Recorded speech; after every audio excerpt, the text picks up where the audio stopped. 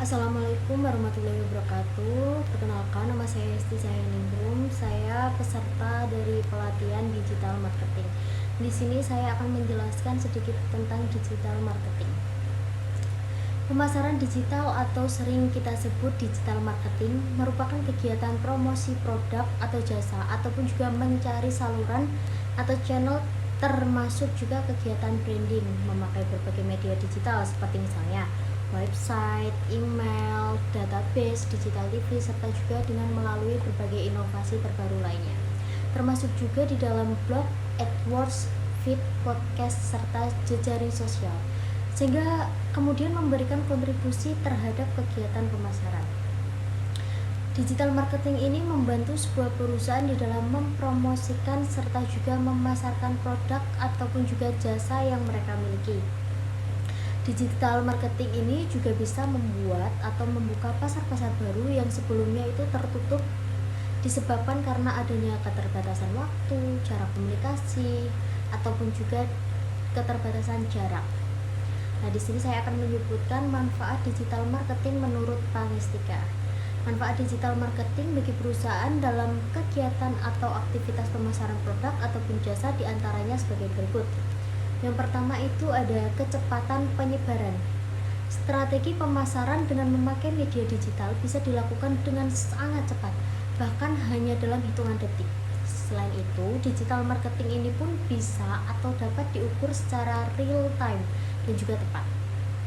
Yang kedua ada kemudahan evaluasi. Memakai media online, hasil dari kegiatan pemasaran tentu bisa langsung diketahui. Informasi seperti berapa lama sih produk tersebut dilihat, berapa persen konversi penjualan dari tiap-tiap iklan, serta sebagainya. Yang ketiga ada jangkauan lebih luas. Jangkauan geografis dari digital marketing yang tentu sangat luas dan juga menyebarkan produk ke seluruh dunia hanya dengan beberapa langkah mudah dan juga dengan memanfaatkan internet. Nah, selanjutnya di sini saya akan menjelaskan tentang fungsi digital marketing.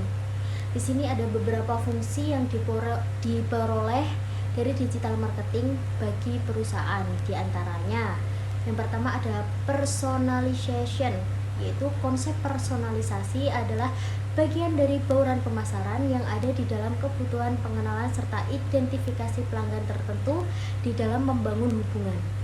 Hal tersebut sangat penting untuk bisa mengidentifikasi pelanggan perusahaan pada level individual serta juga mengumpulkan seluruh informasi yang memungkinkan mengenai mereka. Dengan tujuan apa? Yaitu dengan tujuan di dalam mengetahui pasar perusahaan serta juga supaya mampu untuk mengembangkan produk serta jasa yang di custom. Nah, yang kedua ini ada privasi. Privasi sendiri adalah suatu elemen dari bauran pemasaran yang sangat berkaitan dengan personalisasi. Pada saat perusahaan mengumpulkan serta juga menyimpan informasi mengenai pelanggan potensialnya. Masalah yang muncul, yakni bagaimana serta oleh siapa informasi tersebut dipakai. Sebagai berikut. Tugas utama yang wajib untuk dilakukan pada saat mengimplementasikan strategi internet marketing ialah dengan menciptakan serta mengembangkan kebijakan-kebijakan di atas prosedur pengakses di dalam pengumpulan informasi. Nah, yang ketiga ini saya akan menjelaskan tentang customer service, masih lanjutan dari tadi, yaitu customer service ini adalah salah satu kebutuhan serta aktivitas yang dibutuhkan di dalam mendukung fungsi yang dibutuhkan dalam situasi transaksional. Yang keempat ada community, yaitu komunitas adalah suatu sekelompok entitas yang berinteraksi untuk tujuan yang sama. Pelanggan atau juga klien bisnis bisa menjadi bagian dari komunitas yang mana mereka berinteraksi. Dan oleh karena itu, pengembangan komunitas ini adalah tugas yang dilakukan oleh semua bisnis. Yang kelima ada site. Kita pun setuju bahwa interaksi internet marketing tersebut terjadi pada media digital, yaitu internet. Baik interaksi ataupun juga relasi juga memerlukan tempat yang sesuai, yang tersedia kapan saja serta di mana saja, yakni lokasi digital guna interaksi digital. Lokasi tersebut bisa atau dapat disebut dengan site. Yang keenam adalah security. Fungsi keamanan ini adalah fungsi yang penting banget pada saat transaksi dimulai serta dilakukan dengan melalui channel internet.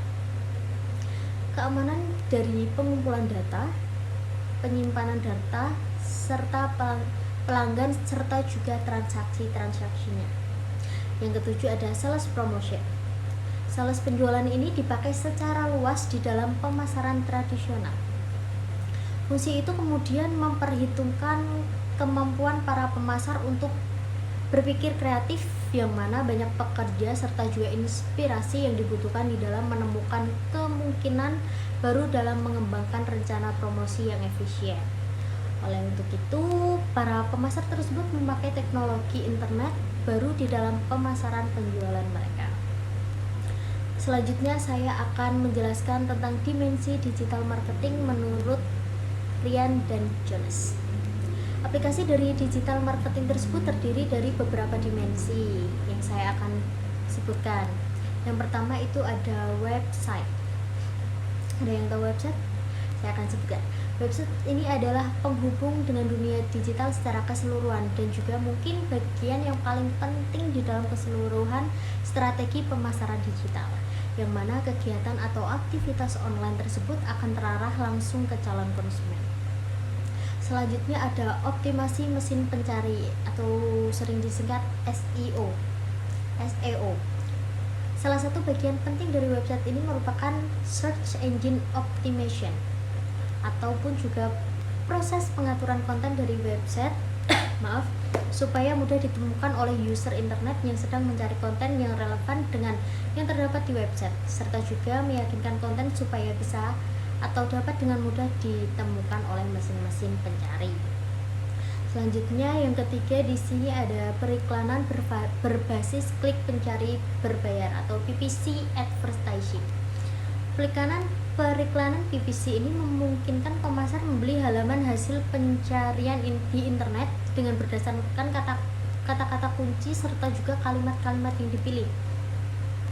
Yang keempat ini ada pemasaran afiliasi serta juga kemitraan strategi atau disebut bahasa Inggrisnya itu affiliate marketing and strategic partnership.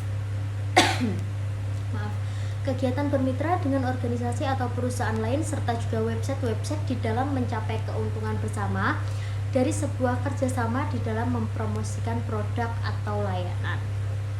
Selanjutnya ada hubungan masyarakat online atau online PR, yaitu memakai saluran komunikasi online ialah seperti press release, sindikasi artikel, serta blog di dalam menciptakan persepsi positif atas merek ataupun juga untuk menempatkan organisasi atau perusahaan ialah sebagai pihak yang berwenang pada bidang tertentu. Yang keenam ada jejaring sosial atau social network, yaitu sebuah peluang pemasaran, tetapi saat ini belum ada seseorang pun yang bisa menawarkan sistem periklanan dengan sangat fokus ke kelompok masyarakat yang sangat kecil atas dasar informasi profil yang didapat dari situs-situs jaring sosial. Yang ketujuh di sini saya akan menjelaskan tentang email pemasaran atau email marketing ya, yaitu surat elektronik masih menjadi tools atau alat yang penting untuk kegiatan atau aktivitas pemasaran digital yang dikirimkan dengan tujuan di dalam menjaga hubungan antara konsumen yang sudah ada ataupun juga calon konsumen yang bersedia menerima informasi lewat email. Selanjutnya di sini ada kedelapan, manajemen hubungan konsumen atau customer relationship management, yaitu menjaga konsumen yang telah ada serta juga membangun kerja sama yang saling menguntungkan dengan mereka ialah salah satu elemen penting dari kegiatan atau aktivitas pemasaran digital. Nah, di sini selanjutnya saya akan menjelaskan tentang strategi digital marketing. Ada beberapa tahapan yang bisa dilakukan dalam strategi membangun digital marketing ialah sebagai berikut. Yang pertama ada situation analysis atau analisis situasi. Yang kedua ada strategic planning atau strategi perencanaan.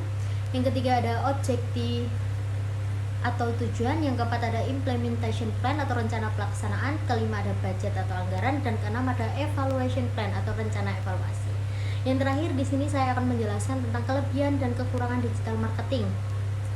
Di sini saya akan menyebutkan beberapa kelebihan serta kekurangan digital marketing ya. Yang pertama, saya akan menyebutkan dahulu tentang kelebihan digital marketing. Ada 5 kelebihan digital marketing yang akan saya sebutkan. Yang pertama yaitu bisa menghubungkan produsen dengan konsumen melalui internet. Yang kedua, mendapatkan penghasilan penjualan lebih tinggi disebabkan karena semakin sempit jarak serta waktu. Yang ketiga, ada biaya yang dikeluarkan itu jauh lebih hemat. Digital marketing ini membuat penjual dapat memberikan pelayanan real time. Yang keempat, dapat menghubungkan penjual dengan pelanggan dengan melalui perangkat mobile di mana saja serta kapan saja. Yang terakhir di sini ada mampu untuk memberikan kestabilan bagi brand di mata konsumen dari brand lain yaitu sebagai pesaing.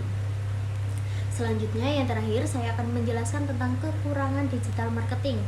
Sama dengan kelebihannya tadi, di sini ada 5 kekurangan dari digital marketing. Yang pertama, konsep pemasaran online itu bisa mudah banget buat ditiru ya. Memunculkan banyak pesaing disebabkan karena tidak adanya batasan teoritis lagi yang bisa menghambat perusahaan di dalam memasarkan produknya. Berbagai produk belum tentu cocok apabila dipasarkan dengan melalui media online. Yang ketiga, jika terdapat relasi balik yang negatif dari konsumen yang muncul di internet, bisa merusak reputasi perusahaan secara cepat.